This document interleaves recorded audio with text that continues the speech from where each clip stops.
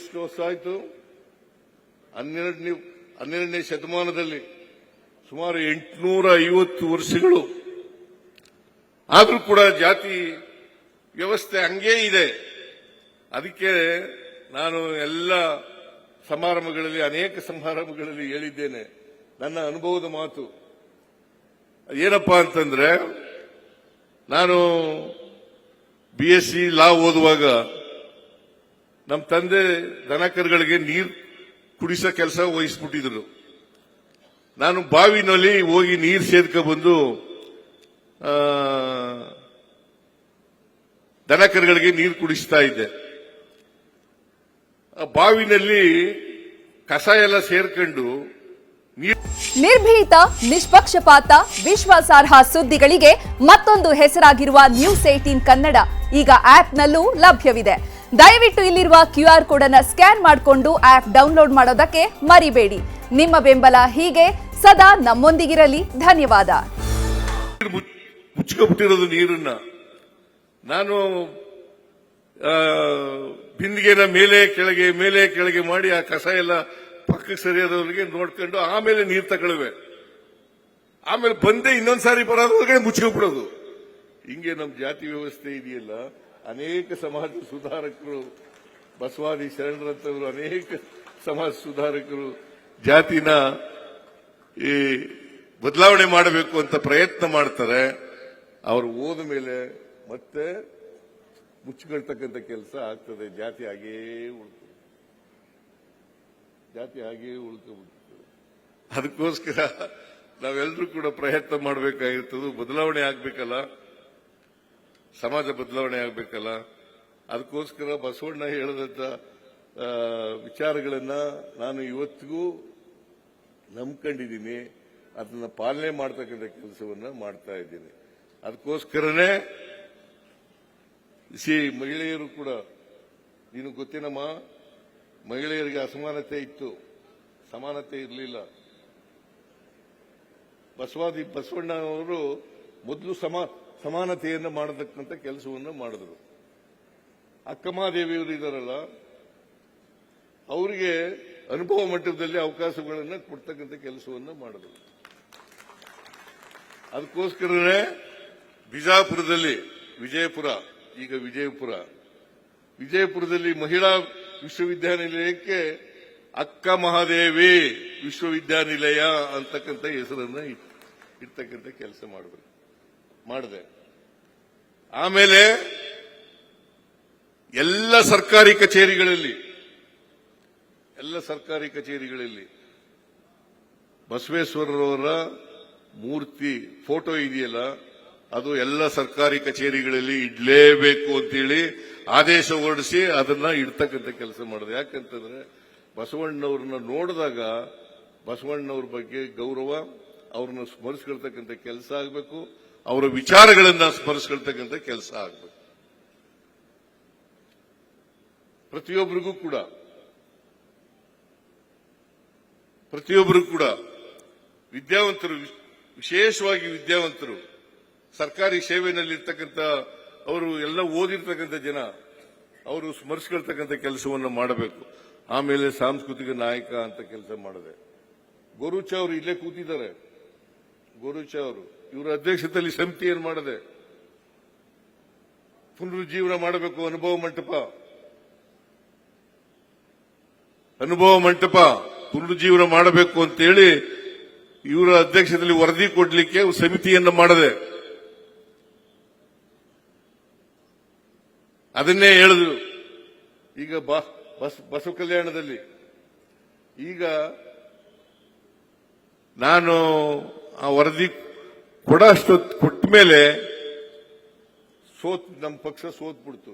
ನಾನು ಮುಖ್ಯಮಂತ್ರಿ ಸ್ಥಾನದಿಂದ ಕೆಳಗಿಳಿಬೇಕಂತ ಪರಿಸ್ಥಿತಿ ಬಂತು. ಬಟ್ ಈಗಲೂ ಕೂಡ ಕುಂಠಿತ ನಡೆದಿದೆ. ಮುಂದಿನ ವರ್ಷದೊಳಗಡೆ ಅನುಭವ ಮಂಟಪವನ್ನು ಸಂಪೂರ್ಣಗೊಳಿಸತಕ್ಕಂಥ ಕೆಲಸವನ್ನ ಮಾಡ್ತೇವೆ.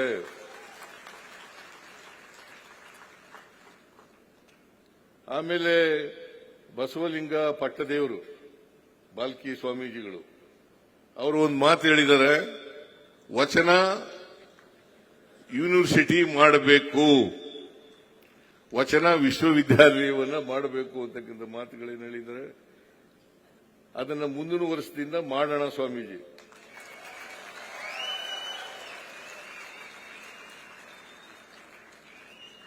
ನಾನು ರಾಜಕೀಯದಲ್ಲಿ ಏನು ಮಾತು ಕೊಡ್ತೇನೆ ಆ ಮಾತುಗಳನ್ನ ನಡೆಸ್ತಕ್ಕಂಥ ಕೆಲಸವನ್ನ ಮಾಡ್ತೇನೆ ಅಂತಕ್ಕಂಥ ಮಾತುಗಳನ್ನು ಹೇಳಲಿಕ್ಕೆ ಬಯಸ್ತಾ ಇದ್ದೀನಿ.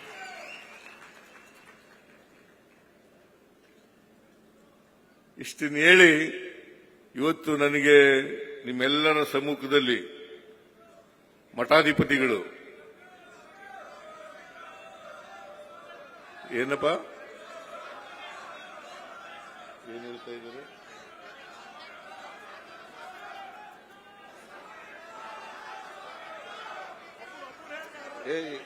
ಏನ್ ಹೇಳ್ತಾ ಇದ್ದಾರೆ, ಮಧ್ಯ ಹಾಗೆ ಮಾತಾಡಬಾರ್ದು. ಏನು ಹೇಳ್ತಾ ಇದ್ದೀರಿ ಅರ್ಥ ಆಗ್ತಾ ಇಲ್ಲ. ಮೆಟ್ರೋ ಹೌದಾ? ಮೆಟ್ರೋಕ್ಕೆ ಬಸವಣ್ಣವ್ರ ಹೆಸರು ಇಡಬೇಕು ಅಂತ ಹೇಳಿ ಅವರೆಲ್ಲ ಅರಿಕೆ ಮಾಡ್ಕೋತಾ ಇದ್ದಾರೆ ಸಾಹೇಬ್ರೆ. ಹೌದಾ? ಈಗ ಹೌದಾ? ಕೂತ್ಕೊಳ್ಳಿ ಪ್ಲೀಸ್. ಹಾ, ಮೆಟ್ರೋ ಯೋಜನೆ ಇದೆಯಲ್ಲ, ನಾವು ಮತ್ತು ಕೇಂದ್ರ ಸರ್ಕಾರ ಎರಡೂ ಸೇರಿ ಮಾಡ್ತಕ್ಕಂಥದ್ದು. ಕೇಂದ್ರ ಸರ್ಕಾರ ಮತ್ತು ರಾಜ್ಯ ಸರ್ಕಾರ ಎರಡೂ ಸೇರಿ ಮಾಡು. ನಮ್ಮ ಪಾಲು ಜಾಸ್ತಿ ಇರಬಹುದು. ಮೆಟ್ರೋ ಸ್ಟೇಷನ್ ಮಾಡ್ಲಿಕ್ಕೆ, ಮೆಟ್ರೋ ಯೋಜನೆ ಮಾಡಲಿಕ್ಕೆ ನಮ್ಮ ಪಾಲು ಜಾಸ್ತಿ ಇದೆ. 87% ಇದೆ. 13% ಕೇಂದ್ರ ಸರ್ಕಾರದಿದೆ. ಆದರೂ ಕೂಡ ಕೇಂದ್ರ ಸರ್ಕಾರ ಒಪ್ಪಿಗೆ ಇಲ್ಲೇನೆ ನಾವೇನು ಮಾಡಾಗಿಲ್ಲ. ನಾನು ಕೇಂದ್ರ ಸರ್ಕಾರಕ್ಕೆ ಈ ವಿಚಾರನ ಅವ್ರ ಮುಂದೆ ಇಡ್ತಕ್ಕಂಥ ಕೆಲಸವನ್ನ ಮಾಡ್ತೇನೆ.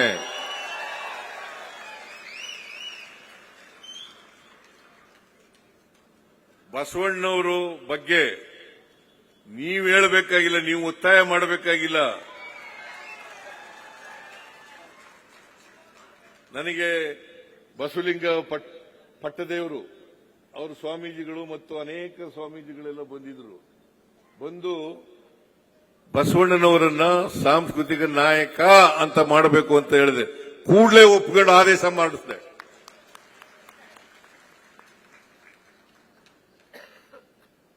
ಅದರಿಂದ ನಮ್ಮದೇ ಸರ್ಕಾರದಿಂದ ಪ್ರಾಜೆಕ್ಟ್ ಮಾಡಿದ್ರೆ ಅದು ಈಗಲೇ ಒಪ್ಪಿಗೆ ಕೊಟ್ಬಿಡ್ತಿದ್ದೆ.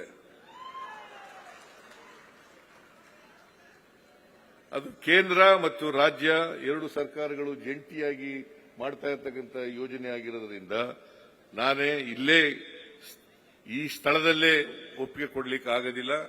ಕೇಂದ್ರ ಸರ್ಕಾರಕ್ಕೆ ಬರೆದು ಅವರ ಒಪ್ಪಿಗೆಯನ್ನು ಕೂಡ ಪಡ್ಕೋಬೇಕಾಗ್ತದೆ. ಆದ್ದರಿಂದ ನೀವು ಹೇಳದಂತ ವಿಚಾರ ಇದೆಯಲ್ಲ, ಇದ್ರ ಬಗ್ಗೆ ನಮ್ಮ ಸರ್ಕಾರ ಗಮನ ಹರಿಸ್ತದೆ ಅಂತಕ್ಕಂಥ ಮಾತುಗಳನ್ನು ಹೇಳಿ ಇವತ್ತು ಎಲ್ಲ ನಿಮ್ಮ ಸಮ್ಮುಖದಲ್ಲಿ ಸ್ವಾಮೀಜಿಗಳು, ಬಸವ ಪರ ಸ್ವಾಮೀಜಿಗಳು ಅಲ್ಲ, ಬಸವ ಪರ ಸ್ವಾಮೀಜಿಗಳು ನೀವೆಲ್ಲ ನನಗೆ ಅಭಿನಂದನೆಯನ್ನು ಸಲ್ಲಿಸಿದ್ದೀರಿ. ಅದಕ್ಕೋಸ್ಕರ ನಿಮ್ಮೆಲ್ಲರಿಗೂ ಕೂಡ ಶರಣಾರ್ಥಿಗಳು ಅಂತಕ್ಕಂಥ ಮಾತುಗಳನ್ನು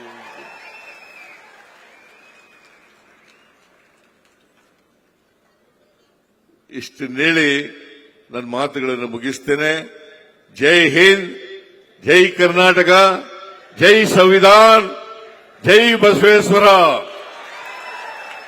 ವಿಶ್ವಗುರು ಬಸವಣ್ಣನವರಿಗೆ ಬಸವ ಸಂಸ್ಕೃತಿ ಅಭಿಯಾನ. ನಿರ್ಭೀತ, ನಿಷ್ಪಕ್ಷಪಾತ, ವಿಶ್ವಾಸಾರ್ಹ ಸುದ್ದಿಗಳಿಗೆ ಮತ್ತೊಂದು ಹೆಸರಾಗಿರುವ ನ್ಯೂಸ್ 18 ಕನ್ನಡ ಈಗ ಆಪ್ನಲ್ಲೂ ಲಭ್ಯವಿದೆ. ದಯವಿಟ್ಟು ಇಲ್ಲಿರುವ QR ಕೋಡ್ ಸ್ಕ್ಯಾನ್ ಮಾಡಿಕೊಂಡು ಆಪ್ ಡೌನ್ಲೋಡ್ ಮಾಡೋದಕ್ಕೆ ಮರಿಬೇಡಿ. ನಿಮ್ಮ ಬೆಂಬಲ ಹೀಗೆ ಸದಾ ನಮ್ಮೊಂದಿಗಿರಲಿ. ಧನ್ಯವಾದ.